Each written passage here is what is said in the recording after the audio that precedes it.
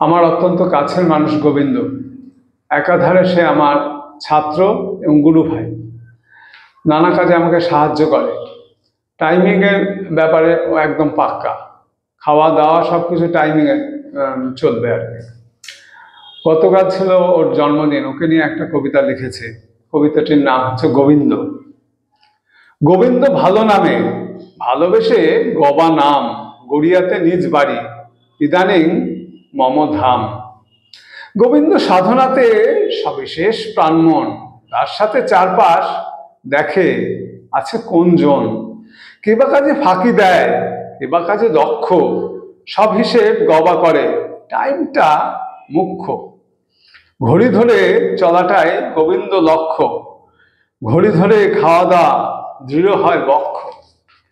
অতন্দ্র প্রহরিসে তন্দ্রাতে কিছু জোর, চট করে ভেঙে যায় মৃদু টোকা ঘুমোঘোর।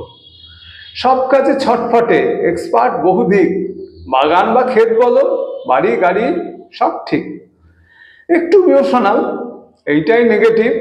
সদা থাকে ব্যস্ততা, এই কথা পুরো ঠিক।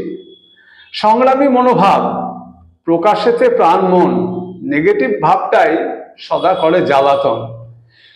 একটু বেচাল দেখে মন পাখি বিগ্রয়, পুনরায় খোঁজ শুরু, মাপামাপি মিগড়ায়।